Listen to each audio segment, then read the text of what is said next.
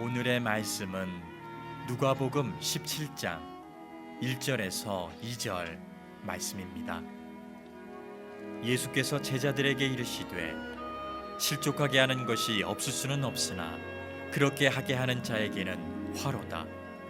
그가 이 작은 자 중에 하나를 실족하게 할진대 차라리 연자맷돌이 그 목에 매여 바다에 던져지는 것이 나으리라. 아멘. 오늘 우리 시대를 가리켜서 속도 전쟁의 시대다, 이렇게 정의를 내릴 수 있습니다. 조선 시대만 해도 과거 시험을 보기 위해서 서울에 오려면 지방에서 한 보름 정도 걸어서 와야 했는데, 이제는 3시간이면 부산을 갈 수도 있고 전국 어디서든지 서울을 올 수 있는 시대가 되었습니다. 멀리 있는 사람하고 대화하려면 편지를 써서 며칠씩 걸려야 대화가 가능했는데, 지금은 문자, 카톡, 메일 이런 것을 통해서 실시간으로 사람들과 대화가 가능한 시대가 되었습니다. 이렇게 우리 사회가 스피드해지고 또 속도가 전반적으로 빨라지다 보니 사람들의 의식 속에는 느린 것은 무가치하고 경쟁에서 뒤처지면 견딜 수 없어 하는 것들이 현대인의 심리가 되었습니다. 뭐든지 빨라야만 내가 잘 사는 것 같고 또 빠르게 가야만 만족하는 현대인들. 최근에는 기업들이 얼마나 빨리 배송하느냐가 기업의 마케팅에 아주 중요한 요소가 되었고, 음식점도 얼마나 음식을 빨리 배달해 주느냐에 대한 경쟁에 뛰어들게 되었고, 예를 들면 어느 피자 가게에서는 주문을 요청하면 30분 안에 배달을 완료하기로 했는데, 그러다 보니 여러 가지 애로사항이 생기죠. 배달하는 사람들이 급하게 배달을 하다 보니 신호를 어기고 또는 사고가 나고, 그래도 아직도 그런 여러 가지 염려에도 불구하고 빠르게 하는 것만이 자신들의 가치라고 생각하고 이 정책을 고수하고 있다고 합니다. 여러분은 어떻게 생각하십니까? 우리 시대에 빠른 것만이 정답일까? 빠른 것만이 정말 성공이고 잘하는 것일까? 오늘 우리가 읽은 누가복음 17장의 말씀은 예수님께서 제자들에게 하신 말씀인데, 결론은 그런 거죠. 빠르게 가는 것보다 더 중요한 가치가 있다는 거죠. 중간에 미끄러지거나 탈락하지 않고 끝까지 제대로 갈 수 있는 길, 그것이 빠르게 가는 것보다 더 중요하다는 거예요. 꼭 느리게 가라라고 말씀을 하진 않지만 빠른 것보다 더 중요한 가치가 끝까지 가야 되고 중도에 멈추지 않는 길을 가는 것이 중요하다. 누가복음 15장 16장까지의 말씀은 예수님께서 유대인들 가운데 바리새인들, 서기관들 이런 사람들에게 가르침을 주기 위해서 비유를 많이 예수님께서 등장시키셨죠. 그런데 누가복음 17장에 딱 넘어오면서는 이제 예수님께서 제자들을 데리고 다시 예루살렘에 여정을 걸어가시면서 문득 제자들을 향한 연민의 정이 느껴지셨든지, 왜냐하면 예수님이 걸어가는 그 길이 예수님은 어떤 길인 줄 아는데 다 자기를 떠나도 끝까지 예수님 곁에서 예수님과 함께 하겠다고 그 길을 묵묵히 걸어오는 그 제자들에 대한 애틋한 마음이 드셨던 것 같아요. 그래서 그 제자들을 정말 물끄러미 바라보시다가 아주 사랑하는 마음, 그리고 여러 가지 감정적인 것을 예수님께서 느끼시며 이렇게 부탁하죠. 너희들 참 고맙다. 나를 따라오고 내 제자가 되고 귀한 사명 감당하려고 여기까지 와준 거 참 고맙다. 근데 내가 너희들에게 꼭 부탁하고 싶은 게 있는데, 너희들이 이 길을 끝까지 완주했으면 좋겠다. 중간에 낙오자가 되지 말고, 중간에 미끄러지지 말고 끝까지 너희들이 이 제자의 사명을 잘 완주하는 사람이 됐으면 좋겠는데, 그러기 위해서 너희가 꼭 제자로서 하나님의 일꾼으로서 조심해야 될 게 있다. 그러면서 3절 4절에 어떤 말씀을 하시느냐, 만일 내 형제가 죄를 범하거든 경고하고 회개하거든 용서하라. 만일 하루에 7번이라도 내게 죄를 짓고 7번 내게 돌아와 내가 회개하노라 하거든 너는 용서해 주어라. 자, 너희들이 이제 많은 사람의 공동체를 이끄는 사람들이 될 텐데, 누군가가 동료들 가운데 죄를 짓거든 그러지 말라고 권면하고 경고해 주어라. 그런데 그 사람이 진심으로 자기 잘못을 회개하고 용서를 구하면 그때는 너희들이 용서해 줘야 된다. 그런데 만약에 이 사람이 계속 잘못하고 또 용서 구하고 뭐 그러는데, 용서를 구하면 몇 번을 용서해야 되느냐? 하루에 7번이라도 용서해라, 이런 말씀하셨어요. 이게 너무 여러분 유명한 얘기잖아요. 왜 예수님께서 7번이라도 용서하라고 하셨을까? 11번 하라고 하든지 3번 하라고 하든지 뭐 이렇게 말할 수 있는데 왜 7번일까요? 이것은 유대인들이 가지고 있는 사상과 연결이 돼 있어요. 여러분, 우리나라 사람들은 이 유교적인 사상 때문에 괜히 이렇게 숫자 가운데 그 숫자는 싫어요, 그 숫자는 좋아요, 이런 게 있죠. 뭐 4자 같은 거 우리나라 사람들 되게 싫어하죠. 그래서 한동안은 건물에 보면 엘리베이터에 4자라고 안 쓰고 F로 쓰기도 하고, 그게 되게 웃기는 거지만 하여튼 그런 정서가 민족마다 있어요. 중국 사람들도 일본 사람들도 그런 게 있고. 그런데 유대인들은 과거로부터 7이라고 하는 숫자에 대한 의미를 굉장히 부여했어요. 이 7이라고 하는 숫자는 완전한 숫자, 그렇게 생각하는 숫자예요.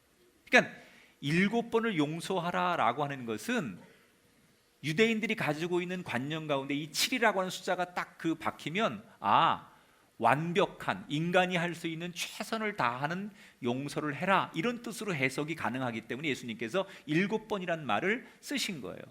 그런데 예수님이 그렇게만 말씀하시지 않고 그 뒤에 뭐라고 얘기하시느냐, 오늘 7번 용서했는데 그게 안 되거든 내일도 7번 용서해라. 또 안 되면 그 다음 날도 또 7번 용서해라, 이런 말씀하셨어요. 그러니까 쉽게 말하면, 우리말로 해석하면 용서는 언제까지 해야지라고 시한을 정하는 게 용서가 아니라 무제한 용서하는 게 진짜 용서라는 거예요. 그러니까 예수님께서는 어떤 사람이 잘못했다고 하고 또 가서 잘못하고 또 와서 용서를 구하면 그 사람 언제까지 용서해야 되느냐? 우리가 정하지 말고 그냥 용서를 받아주는 사람은 무제한 용서를 해야 된다. 자, 이 말이 여러분 굉장히 추상적으로 들릴 수 있지만 이 말을 가만히 생각해 보면 예수님께서 굉장히 설득력이 있는 얘기예요. 우선은 전 2가지 의미에서 보고 싶은데, 첫 번째, 사람은 다 각자 누구나 약한 부분이 있어요. 죄는 그 사람이 가장 약한 부분을 통해서 들어옵니다. 그래서 어떤 사람은, 돈이 제일 약한 사람은 항상 돈 문제로 그 사람을 넘어지게 만들어요.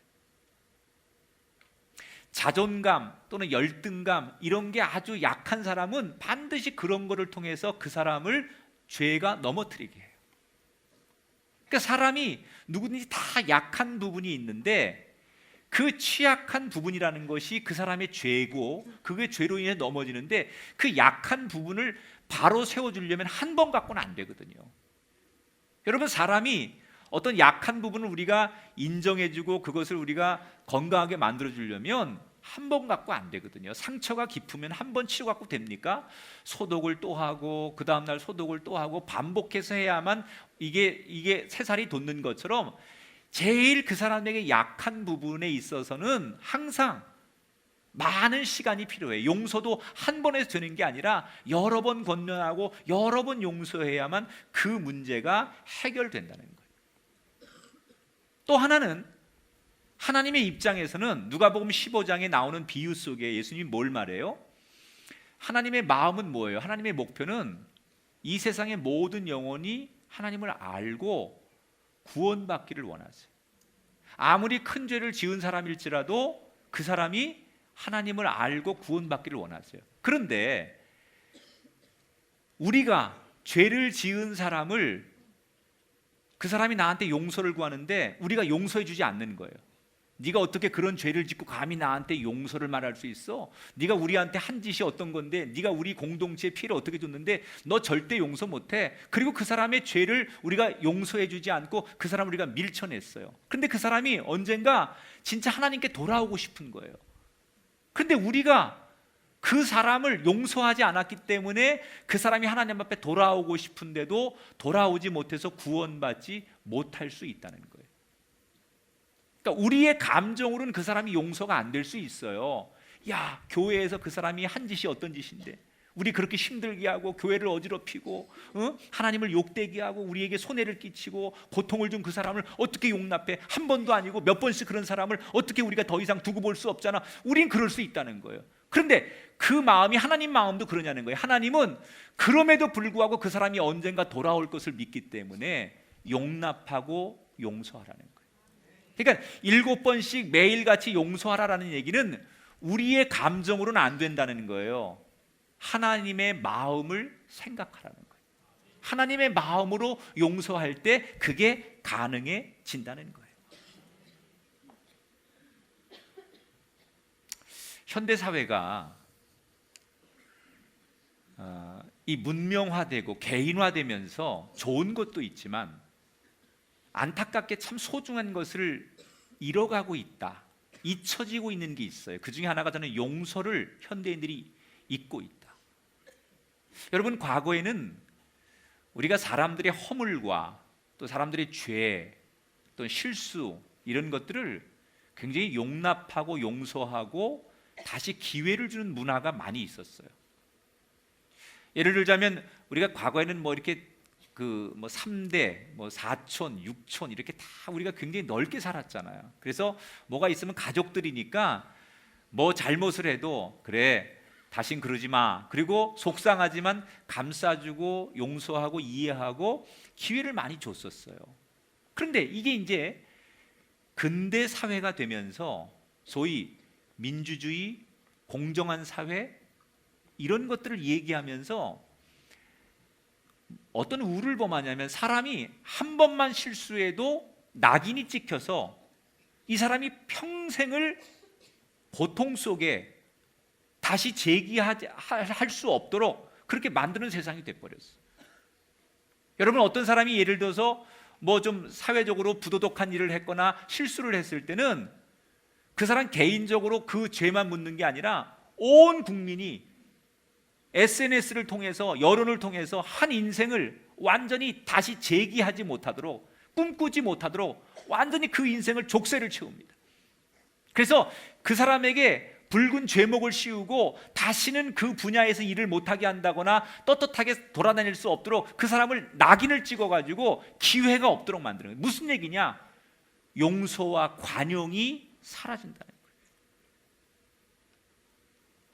너무 처벌 위주, 잘못한 거에 대해서 명명백백하게 드러내서 그 잘못을 그 사람에게 씌우는 이 법대로의 원칙이 결국 우리 사회를 또 다른 부작용으로 만들고 있다는 거예요. 여러분, 채찍이 과연 우리 사회를 변하게 할 수 있을까요?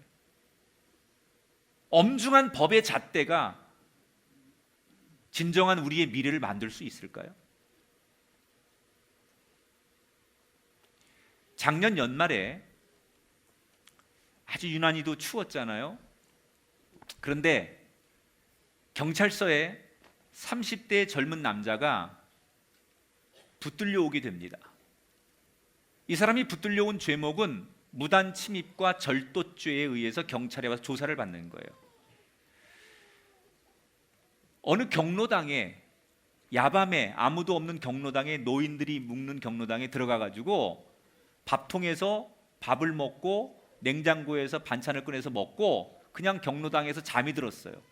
그런데 아침이 되어서 노인들이 경로당에 나왔다가 낯선 사람이 밤새 들어와가지고 밥을 먹고 누워 있으니까 신고를 해가지고 경찰이 출동해서 붙들려 간 거예요. 조사를 해보니까 이 사람은 이미 절도 전과가 많이 있는 사람이에요. 딱 뭐 그 사람 신상을 딱 조사해 보니까 딱 나와요. 이런 일이 많이 있어서 교도소를 들락날락한 사람이에요. 근데 경찰이 이렇게 진술을 듣다 보니 이 사람 인생이 불쌍한 사람이에요. 그리고 다시 이 법을 집행해서 재판에 넘겨서 다시 교도소를 보내는 게 경찰의 일이기도 하지만 이게 해결이 이렇게 해서 될 게 아니라는 것을 직감적으로 이 경찰이 느낀 거예요. 왜냐하면 이 남자는 어릴 때 부모를 여였어요. 그리고 유일한 혈육인 형이 하나 있었는데 그 형도 몇 년 전에 세상을 떠났어요. 정말 말 그대로 홀연단신 고아가 돼가지고 배우지도 못하고 가진 것도 없어요. 누구한테 어디 가서 비빌 데도 없어요. 그러다 보니 배가 고프고 살기가 벅벅하니 남의 물건에 손을 대고 그것이 습관화되고 아무도 교정해주고 도와주지 않으니 계속 교도소를 들락날락거리며 전과라고 하는 이 절도라는 전과가 계속 쌓이게 된 거죠.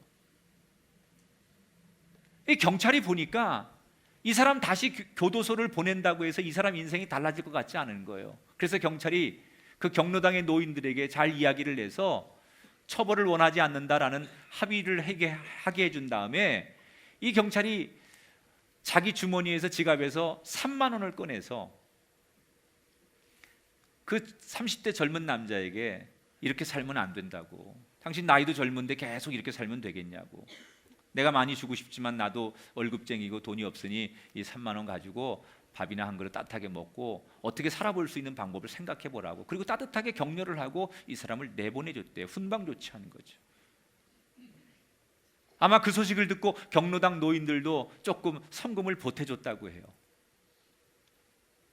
그렇게 이 사람이 결국 경찰의 훈방 조치로 잘 사건이 마무리됐습니다. 그런데 한 달이 지난 다음에 이 젊은이가 다시 경찰을 찾아간 거예요. 그리고는 아주 해맑은 미소를 지으며 수줍게 돈 3만 원을 경찰에게 내밀었어요. 내용인즉슨 그 경찰이 건네줬던 3만 원에 감동을 한 이 젊은 사람이 내가 이렇게 살면 안 되겠구나.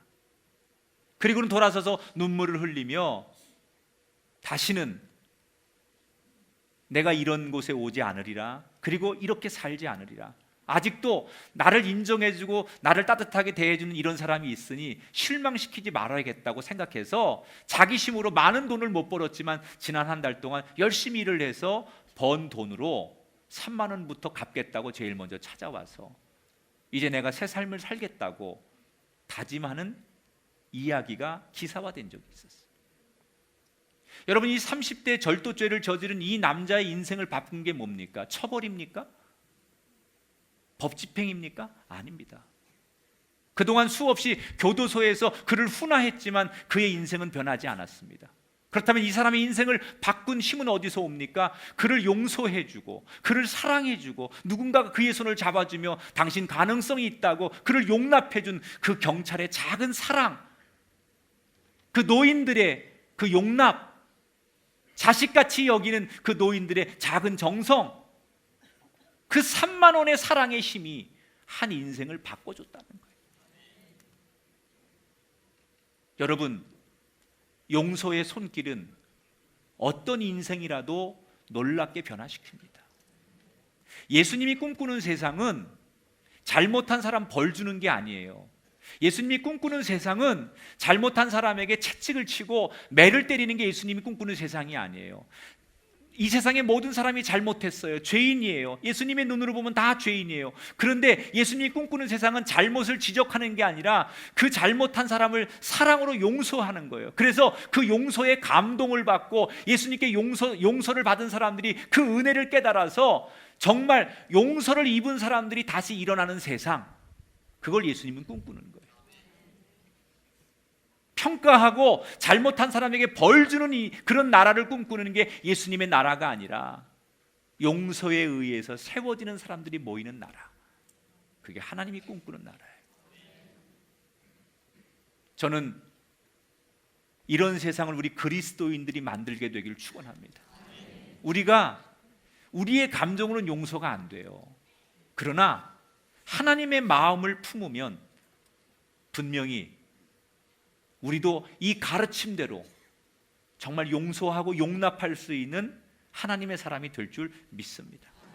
자, 예수님께서 제자들에게 너희들이 그 하나님의 마음으로 모든 사람을 대할 때 그렇게 용서하고 끊임없이 사랑으로 대하라 라는 말씀을 하니까 제자들이 의기소침해지는 거예요.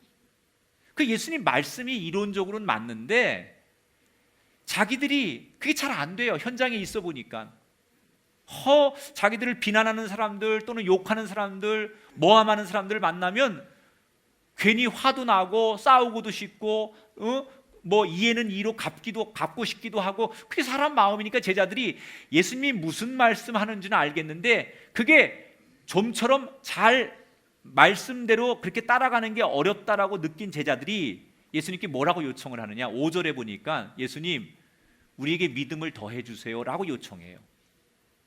자, 이 말은 우리가 그렇게 하고 싶은데 우린 힘이 없습니다, 능력이 없습니다. 그러니 예수님께서 하늘의 믿음을 더 주셔서, 능력을 더 주셔서 우리가 그렇게 가르친 대로 살 수 있도록 우리에게 믿음의 축복을 더해 주세요 라고 요청을 합니다. 그러면 예수님께서 그래, 내가 너희들에게 믿음을 더해 주마, 그리고 축복해 주든지 뭐 무슨 방법을 가르쳐 주시면 좋을 텐데, 예수님께서 뭐라고 말씀하시느냐, 이렇게 얘기합니다. 6절 말씀을 같이 읽어볼게요. 시작. 너희에게 겨자씨 하나 할 만한 믿음이 있더라면 이 뽕나무더러 뿌리가 뽑혀 바다에 심겨라 하였을 것이요 그것이 너희에게 순종하였으리라. 제자들은 지금 예수님이 가르쳐준 대로 우리가 큰 일을 감당하기 위해서 큰 믿음이 필요하다고 믿음을 구했어요. 그런데 예수님 뭐라고요? 큰 믿음 구할 필요 없다는 거예요. 너희들이 있는 지금 그 작은 믿음, 겨자씨만한 믿음, 볼품없다고 생각하는 그 믿음으로 행하기만 하면 내가 말하는 이 일을 너희들이 감당할 수 있게 될 것이다, 이렇게 말씀하셨어요. 자, 여기서 중요한 거, 우리 그리스도인들이 이걸 분명히 해야 될 것 같아요. 우리는 대개 믿음을 질량으로 생각해요, 양으로. 그래서 좋은 믿음은 양이 큰 것이 좋은 믿음이라고 생각해요. 그래서 자꾸 우리가 뭐라고 기도하냐, 하나님 믿음을 더해 주세요, 믿음을 갑절로 주세요, 능력을 갑절로 주세요. 우리가 그렇게 기도하잖아요. 근데 여러분, 이걸 엄밀히 말하면 굉장히 기복적인 기도예요. 예수님이 원하는 믿음이 아니에요. 예수님이 원하는 믿음은 분량이 많고 오래 예수 믿고 직분이 높아서 믿음이 좋아 보여, 큰 믿음 사람이겠지, 그걸 원하시는 게 아니고, 예수님은 믿음을 양으로 분류하시는 게 아니라 질적으로 분류하시는 거예요. 그 믿음이 참된 믿음이냐가 중요한 거지, 그 믿음의 분량이 많은 걸 원하시는 게 아니에요. 제자들은 지금 보세요, 믿음을 더하소서라는 얘기는 아무것도 없는 걸 전제로 하는 게 아니라 자기들이 믿음이 있긴 있어요. 그런데 그 믿음이 작다고 생각하니까 거기에다가 더 보충해 달라는 거 아닙니까? 제자들의 요구는. 근데 예수님 뭐라고 대답해요? 더 보충할 필요 없다. 양이 문제가 아니라 겨자씨만한 믿음이라는 것은 내가 믿음이 있는지 없는지 잘 모르겠어. 나는 내가 믿음이 있는 건가? 내가 어느 땐 나도 내가 봐도 믿음이 없는 것 같아, 이렇게 느껴지는 게 겨자씨만한 믿음 아니에요? 그런데 그 믿음이 참된 믿음이라면 분량 이런 거 생각하지 말라는 거예요. 여러분, 우리가 대개 하나님 앞에 믿음 생활할 때 자꾸 우리는 믿음의 분량에 초점을 맞춰요.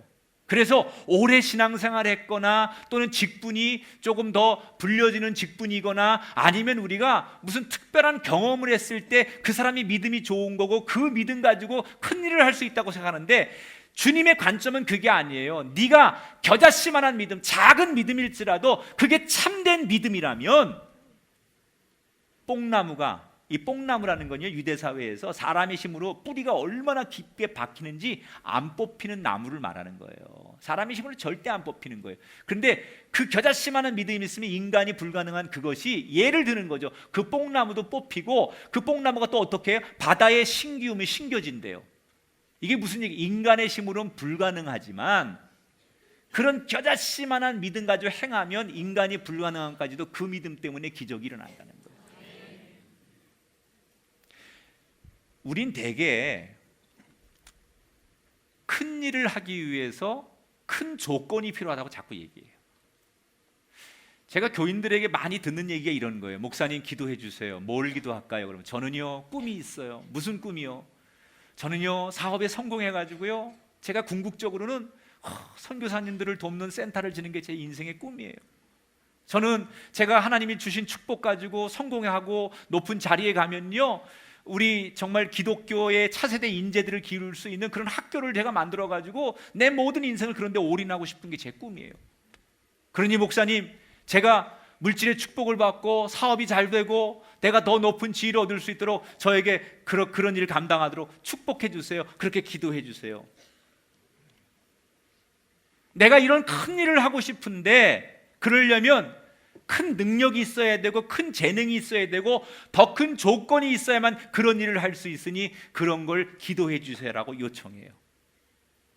그런데 저는 그런 분들 가운데 한 분도 그렇게 사는 사람을 여태 본 적이 없어요.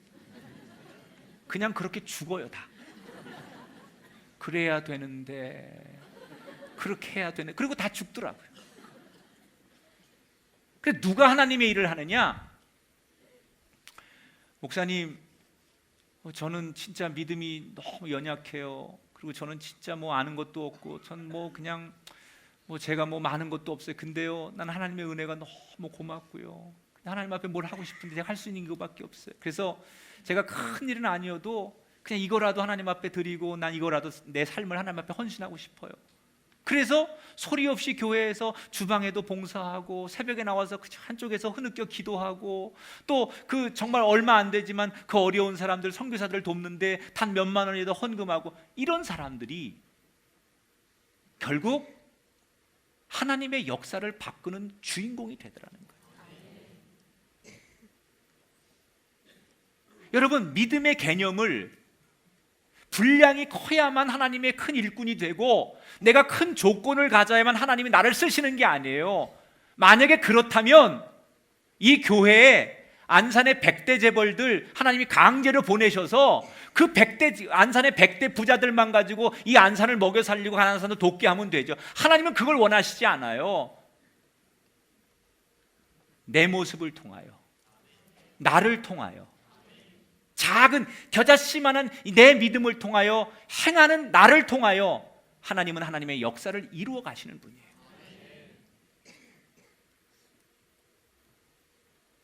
캐서린 라이언 하이드라고 하는 작가가 쓴 트레버라고 하는 소설이 있어요. 이게 영화로도 2000년에 개봉이 됐죠. 이 소설을 주제로 해서 아름다운 세상을 위하여라는 영화로도 나왔는데 이 소설에 등장하는 트레버는 12살 소년이에요. 어떤 내용이냐면 어느 날 학교에서 수업을 듣는데 선생님이 이런 과제를 내줘요. 너희들이 세상을 바꿀 수 있는 아이디어를 생각해서 그것을 실천에 옮겨봐라. 이게 숙제예요. 12살 먹은 트레버라는 소년이 고민을 하다가 아이디어를 생각합니다. 그래서 어떤 아이디어를 생각하냐면 내가 먼저 3명에게 선행을 행하면 그 3명이 각각 또 다른 3명에게 선행을 베푸는 선행 릴레이를 하다 보면 이 연산법적으로 3명이 9명이 되고 9명이 또 그 많은 숫자가 되고 이렇게 쭉 그렇게 가면 언젠가 세상이 아름다워지지 않을까. 내가 먼저 3명에게 하고 그 3명이 또 3명씩 그렇게 세상을 아름답게 해야지. 그리고 이 12살 소녀가 아이디어를 내고 그 일을 하는 거예요. 그래서 자기가 제일 먼저 뭘 하느냐, 자기 용돈을 가지고 길에서 구걸을 하는 거린에게 그 용돈을 줘요. 그리고 당신도 나에게 사랑을 받은 것처럼 누군가에게 선행을 베풀어 보세요. 3명이 이렇게 얘기를 해요.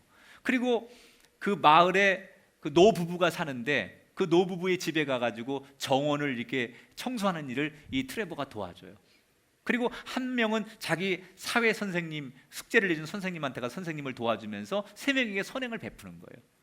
그리고 자기가 생각한 대로 세상이 밝아질 거라고 기대하는 거예요. 어린 소년이. 그런데 얼마 뒤에 그 자기가 기대하며 용돈을 건네줬던 거리는 교도소를 들어가게 돼요. 그리고 노 부부는 죽어요. 그러니까 주변에 있는 사람들이 이 트레버를 비난하는 거예요. 야, 이 바보야, 네가 아무리 네 힘으로 세상을 바꾸려고 해도 세상은 그렇게 쉽게 바뀌는 게 아니야. 그리고 그의 엄마도 그 주변에 가까운 친구들이 다 트레버라는 소녀를 놀리는 거예요. 네가 세상을 바꿀 힘이 없는 거야. 너 같은 사람은 안 되는 거야. 그래서 트레버는 굉장히 낙심을 하죠. 그런데 그렇게 자기가 선행을 베푼 게 아무 효과가 없는 줄 알았는데 알고 보니 그 거린도 교도소를 가기 전에, 노인도 죽기 전에 누군가에게 3명씩 선행을 베푼 거예요. 그리고 그 선행을 받은 사람들이 또 지금 어디서 선행을 행하고 있는 거예요. 그런데 트레버는 그걸 몰랐던 거죠. 그리고 그 거린이 교도소를 갔지만 노부부가 죽었지만 그들에게 선행을 받은 사람들이 그 마을에서 계속 선행 릴레이가 진행이 되면서 마을이 조금씩 변화되는 거예요. 결국 이 트레버라는 소년의 엄마가 알코올 중독자였는데 그 엄마도 알코올 중독을 청산하고 새롭게 돼요. 그리고 마을이 점점 변하면서 마을의 범죄율, 폭력률, 사망률이 감소되면서 이 마을이 굉장히 거룩하고 깨끗하고 살기 좋은 마을이 되는 거예요. 그래서 이 미담이 점점점 퍼져서 이 트레버라는 소년이 백악관에 초청이 된다는 그런 마지막 이야기로 이 소설이 엔딩이 돼요. 여러분, 이 소설에서 말하려고 하는 게 뭡니까? 트레버는 12살 먹은 너무나 평범한 소년입니다. 그러나 자기가 할 수 있는 것을 실제로 행동했기 때문에 어른들이 생각하는 것처럼 누구도 하지 못하는 그 마을의 변화, 희망, 이것들을 가져올 수 있었다는 거예요. 큰 믿음이 있어야만 여러분 큰일하는 거 아니에요. 하나님은 큰 믿음을 가진 사람, 큰 인물들, 큰 규모로 일하는 사람들을 쓰시지 않아요. 여러분의 겨자씨만한 작은 믿음, 고사리 같은 손을 가지고 나와서 그 정말 아이들이 무슨 기도를 할까 그렇게 생각하는데도 그 아이들이 나와서 하나님을 부르는 그 아이들의 기도 때문에 하나님이 응답하시는 거예요.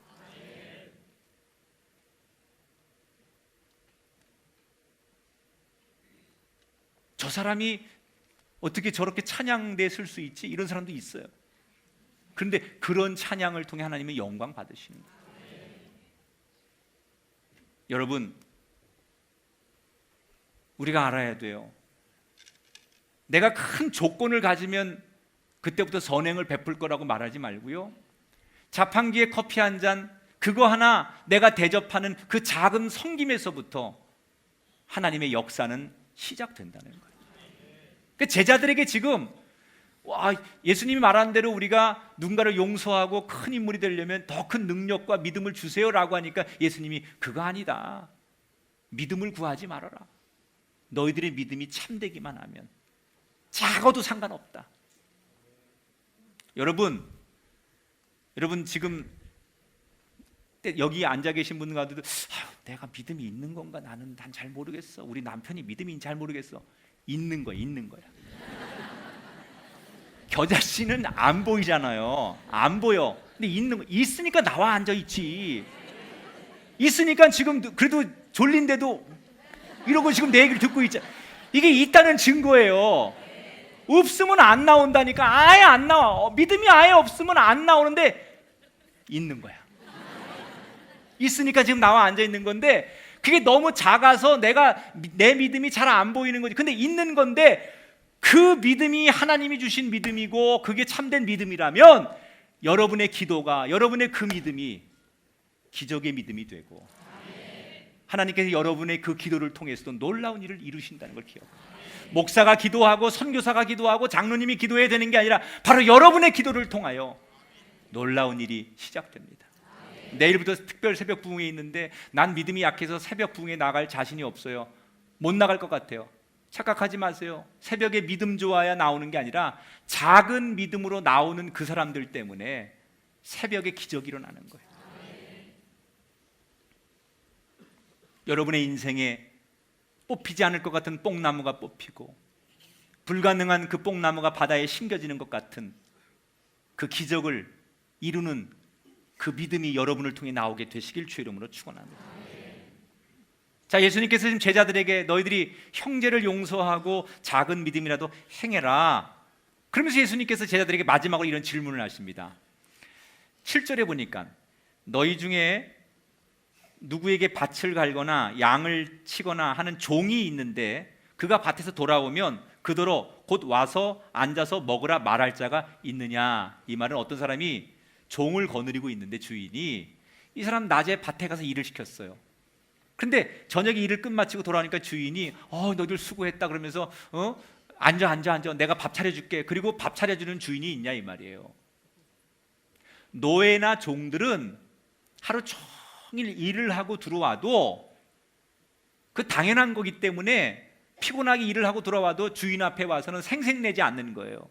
그리고 주인을 위해서 돌아와서도 일을 끝마치고 돌아와서도 주인을 수종들고 오히려 주인의 밥상을 챙겨주는 일을 종들은 한다는 거예요. 그러면서 예수님께서 뭐라고 말씀하시냐? 10절에 이와 같이 너희도 명령받은 것을 다 행한 후에 이르기를 우리는 무익한 종이라 우리가 해야 할 일을 한 것뿐이라 할지니라. 제자들에게 예수님께서 마지막으로 당부하신 내용이 너희들이 하나님이 맡겨주신 이 사명을 감당한 뒤에 내가 고생했느니 왜 나를 대접 안 해주느니 이런 소리 하지 말고 뭐라고 고백하라고요? 하나님, 저는 그저 제가 할 일을 했을 뿐입니다. 나같이 이렇게 무익한 사람, 아무것도 아닌 사람, 하나님이 불러주지 않았으면 그냥 평범하게 살다갈 내 인생을 이렇게 불러주신 것만으로도 감사합니다. 논공행상하지 말라는 얘기예요. 여러분, 기독교의 특징이 뭔 줄 알아요? 기독교는 군림하는 종교가 아니에요. 기독교는 섬기는 종교예요. 어디 가서 여러분 누군가에게 기독교를 얘기하라면 한 가지를 얘기해야 돼. 기독교는 군림하는 종교가 아니라 섬기는 종교예요. 근데 사실 우리가 알다시피 예수님의 제자들은 예수님이 유대의 왕이 될 것을 은근히 기대하면서 농공행상하거든요. 서로 수제자가 되겠다고 하고 예수님이 만약에 쿠데타를 일으켜서 왕이 되면 정치적으로 자기들이 예수님 옆에서 어느 자리에 갈까를 자기들이 로비도 하거든요. 이런 걸 너무나 잘 아셨던 예수님은 참다운 제자라는 것은 내가 하나님을 위해서 또는 예수님을 위해서 내가 귀한 일을 잘 감당했을지라도 내가 이렇게 했으니 나를 알아달라고 공로를 내세우지 말라는 거예요. 그렇게 되면 우리가 걸어온 모든 헌신의 길이 다 숲으로 돌아간다는 거예요. 저는 우리 교회가 제일 조심해야 될 게 지금 그거라고 생각해요. 공로를 내세우는 거예요. 우리 사람이니까 우리는 솔직히 칭찬받고 싶고 그리고 대접받고 싶고 인정받고 싶은 게 사람의 본능이에요. 하지만 이걸 철저하게 신앙생활하는 사람들은 조심해야 돼. 이 공동체라는 게 자기의 공로를 서로가 자랑하는 싸움에 들어가는 순간 어느 역사, 어떤 나라, 어떤 공동체도 망합니다. 역사적으로 한 나라가 역사가 망할 때 보면 논공행상하는 거예요. 자기를 알아달라고 하는 거예요. 그래서 모든 게 망하는 거예요. 제가 역사 얘기 하나 해드릴게요. 조선 중기에 광해군이 쫓겨나고 인조가 새로운 왕이 됩니다. 그러니까 인조가 이제 왕이 되니까 그 인조를 왕으로 세운 공로에 따라서 공신 목록이 발표되는 거예요. 그런데 그 중에 인조가 왕이 될 때까지 사실은 벌벌 떨면서 집에 숨어 있다가 막판에 인조가 왕이 될 것 같으니까 딱 나타나가지고 어떻게 잘 로비해가지고 인조를 도운 것처럼 해가지고 그 인조를 왕으로 세운 걸 막 떠벌려서 신하가 되는 사람이었는데 그 사람이 김유라고 하는 신하예요. 실제로는 별로 한 일이 없는데 막 정치적으로 막 개파와 이렇게 로비를 해가지고 마치 자기가 굉장히 공을 많이 세운 것처럼 해가지고 이 김유라는 신하가 1등 공신이 돼요. 그리고 아무것도 아닌 자기 아들을 2등 공신을 만들어요. 그런데 정작 인조를 왕으로 세우는데 가장 희생을 많이 하고 대장 역할을 한 사람이 이괄이라고 하는 장수예요. 근데 이 이괄이라는 장수가 이 사람은 자기가 한 일을 자기 스스로 막 떠벌리지 못하는 사람이에요. 그래서 겨우 이 사람은 진짜로 제일 많이 헌신하고 애를 쓴 사람인데 2등 공신밖에 되지를 못해요. 게다가 이 김유라고 하는 일파에게 밀려가지고 이 이괄이라는 신하가 평안도의 총사령관으로 한직으로 밀려나게 됩니다. 그러니까 진짜 헌신하고 진짜 일한 사람은 밀려나고 가짜들이 득세를 하는 거죠.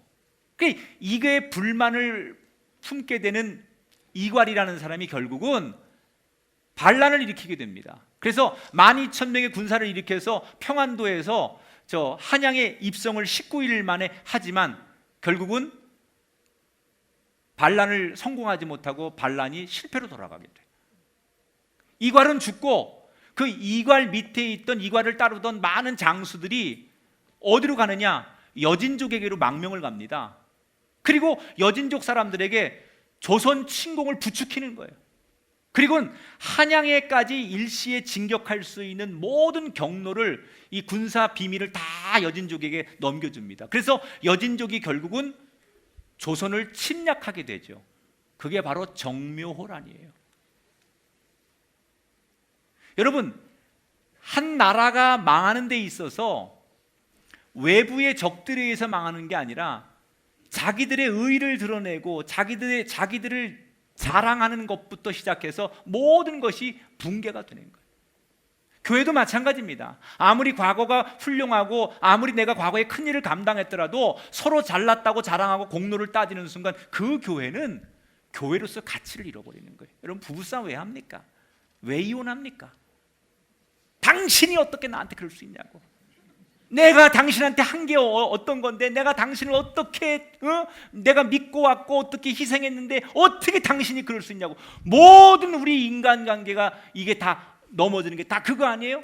나를 드러내는 거예요. 내가 당신한테 한 게 어떤 건데, 내가 당신한테 어떻게 참았는데 당신한테 이럴 수 있냐고 하는 것으로부터 모든 관계가 단절됩니다. 우리 신체 중에 눈이 더 중요하고 귀가 덜 중요한 게 아닌 것처럼 그리스도의 몸으로서 주님의 일을 감당하도록 세워진 이 교회는 더 중요하고 덜 중요한 게 없어요. 다 소중한 거예요.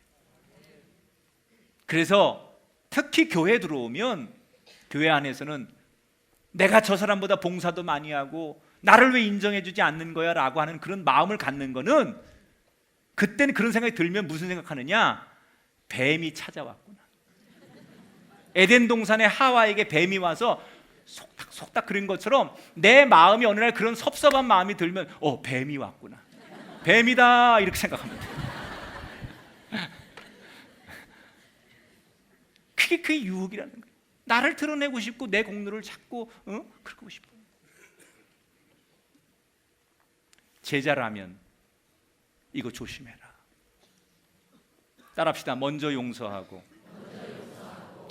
행하는 믿음을 가지고. 근데 이게 여러분 쉽지 않잖아요. 그죠? 예수님 그렇게 제자들이 가르쳐주기 쉽지 않아요.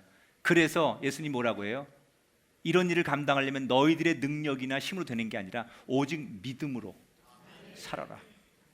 사람이 성공하려면 미천이 있어야 돼요. 자산이 있어야 돼요. 뭘 하려면 돈이 있든지 지식이 있든지 인맥이 있든지 그 사람이 자산이 있어야 뭘 할 거 아니에요. 그리스도인의 자산은 뭐냐? 믿음이에요.